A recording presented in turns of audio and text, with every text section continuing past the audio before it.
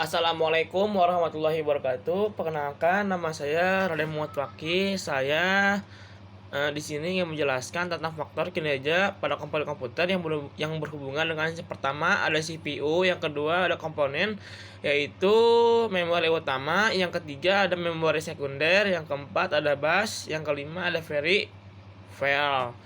Nah, seperti itu. Di sini NPM saya adalah 014 ya, seperti itu. Yang pertama, kenapa sih komputer itu perlu komponen? Nah, sama saja dengan manusia. Manusia itu pasti punya organ-organ yang menghubungkan dengan salah satunya, ya kayak seperti sistem saraf dan lain sebagainya. Sama di komputer juga ada yang namanya ada yang namanya CPU, ada yang namanya memori utama, ada yang namanya memori sekunder, ada yang namanya bus, ada yang namanya peripheral, seperti itu. Nah, yang pertama, komputer dapat digolongkan sebagai suatu sistem sama halnya dengan sistem lainnya. Komputer akan mendapatkan performa terbaik jika semua komponen dalam sistem tersebut berjalan dengan optimal. Jika dicontohkan pada suatu organisasi, maka organisasi tersebut akan berjalan dengan optimal hanya ketika semua komponen dapat bekerja sama dengan baik. Ketika salah satu bagian dari sistem yang digunakan tidak berjalan dengan baik, maka performa organisasi tersebut dipastikan tidak berjalan dengan optimal pula. Walaupun pada organisasi tersebut ditempatkan aparat-aparat yang SDM-nya maju terkait dengan komputer sendiri, maka adalah wajar komputer jika tidak berjalan secara optimal, hanya prosesornya yang hanyut. Jadi walaupun komputer ini tuh prosesornya tuh baru, tapi kalau yang lain nggak sehat, yang lainnya kayak ada yang kurang, maka tidak bisa berjalan secara optimal. Yang kedua, sama saja seperti organisasi. Organisasi walaupun di sini tuh ada aparatnya itu tegas ataupun bijaksana ataupun bagus aparatnya, tapi kalau dari organisasi tersebut tidak mencerminkan hal-hal yang baik, ya sama saja seperti itu. Lalu di sini ada CPU. CPU itu adalah salah satu perangkat keras komputer yang bertugas untuk menerima serta menyelesaikan perintah ataupun data yang diterima dari perangkat lunak. Ya. Lalu intinya CPU menjadi pusat pengolahan data di komputer sehingga seringkali disebut dengan prosesor. Kecepatan kinerja dari sebuah perangkat komputer bisa dilihat dari kualitas yang dimilikinya. Jadi ya seperti itu. Jadi itu prosesor itu kan sama aja kayak CPU. Nah, CPU ini itu bisa menjadi salah satu komponen yang paling dibutuhkan oleh komputer. Nah, jadi seperti itu. Tanpa CPU, komputer tidak akan bisa melakukan operasi aritmatika, input dan output, menjalankan instruksi dan lainnya. Ini komputer bukan CPU. Pembungkusnya yang membuat terlihat ciamik namanya casing, ya seperti itu. Lalu masuk ke bab kedua, yaitu memori utama. Memori utama digunakan sebagai akses data cepat oleh prosesor dan tidak berfungsi sebagai tempat untuk menyimpan data. Memori utama dapat diklasifikasikan menjadi dua, yaitu ROM, Read Only Memory, dan RAM, Random Access Memory, atau juga dikenal dengan Read and Write Memory atau RWM. RAM merupakan komponen pendukung kinerja prosesor. Semua data yang akan diproses oleh prosesor akan ditampung terlebih dahulu di dalam RAM. Dalam hal ini bisa kita anggap sebagai gudang penyimpanan utama pada suatu pabrik. Dari paparan tersebut memang belum terlihat pengaruh kecepatan terhadap kinerja. Tapi kalau misalnya ternyata penyimpanan utama tersebut kapasitasnya tidak sebanding dengan kemampuan mesin pabrik, maka kinerja mesin pabrik tidak akan dapat optimal. Dikarenakan ada jeda waktu yang diperlukan untuk menunggu pengisian kembali bahkan ke dalam gudang. Hal yang sama pun bisa terjadi pada komputer. Jika kapasitas RAM kecil, maka akan membuat kinerja prosesor tidak maksimal.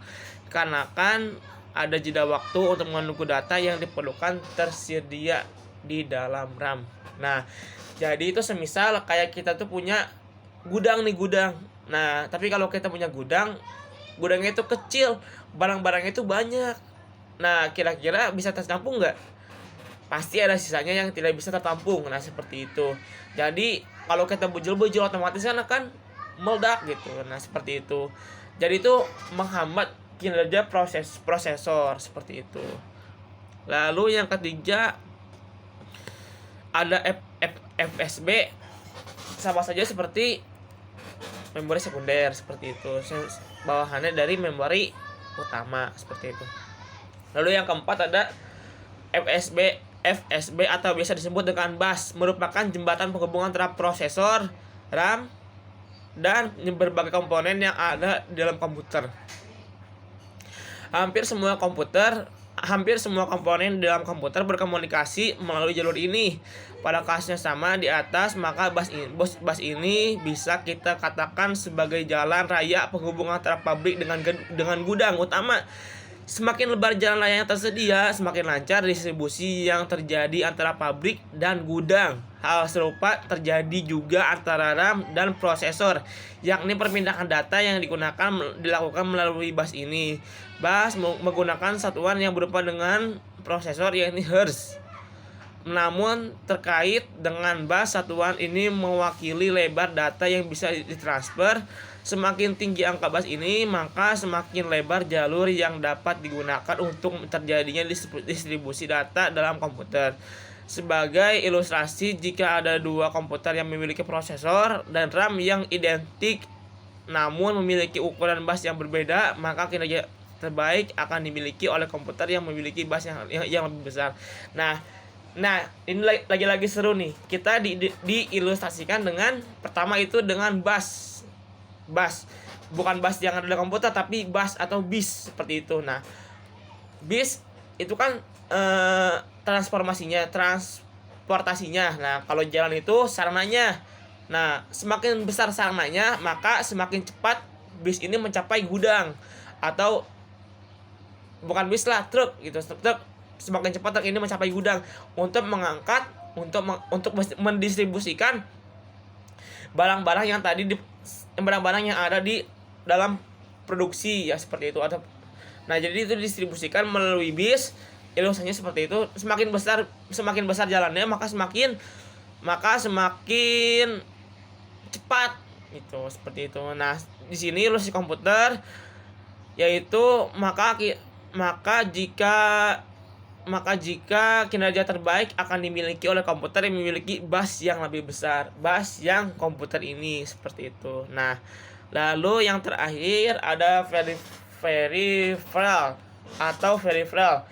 adalah perangkat tambahan yang dipasang pada komputer untuk lebih menyalahgunakan komputer. Ini ada yang digolongkan sebagai perangkat masukan, prosesor, dan perangkat keluaran. Nah, jadi seperti itu. Jadi itu memori peripheral itu kayak penunjang yang ada di dalam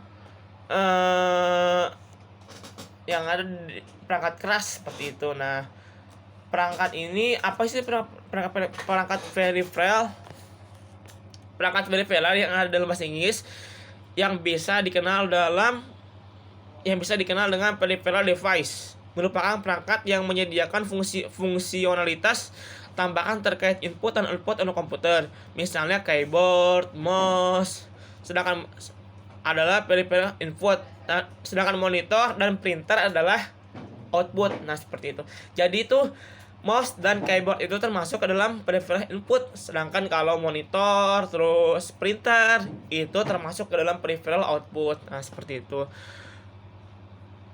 Nah, lalu perangkat apa sih definisi dari perangkat peripheral? Nah, perangkat peripheral ini punya definisi tersendiri, yaitu perangkat internal atau eksternal yang terhubung langsung ke komputer atau perangkat digital lainnya, tetapi tidak berkontribusi pada fungsi utama komputer seperti komputasi. Nah, seperti itu. Dia tuh kayak perangkat tapi nggak berhubungan dengan hitungan, seperti itu. Jadi hanya bisa digunakan fungsionalitas gitu, seperti itu. Perangkat ini umumnya membantu pengguna dalam mengakses dan memanfaatkan fungsionalitas komputer. Karena ini bukan perangkat inti untuk sistem komputer, tapi dasarnya masih dapat berfungsi tanpa peripheral yang hanya menyediakan fungsi tambahan. Jadi itu fungsi tambahan. Nah, itu saja yang bisa saya jelaskan. Kurang lebihnya mohon maaf. Semoga bisa membantu Anda-Anda yang menyelesaikan masalah dengan hal yang sama seperti saya. Semoga membantu. Salam dari saya. Saya Muhammad Fakih. Mohon maaf bila ada kesalahan. Sampai jumpa.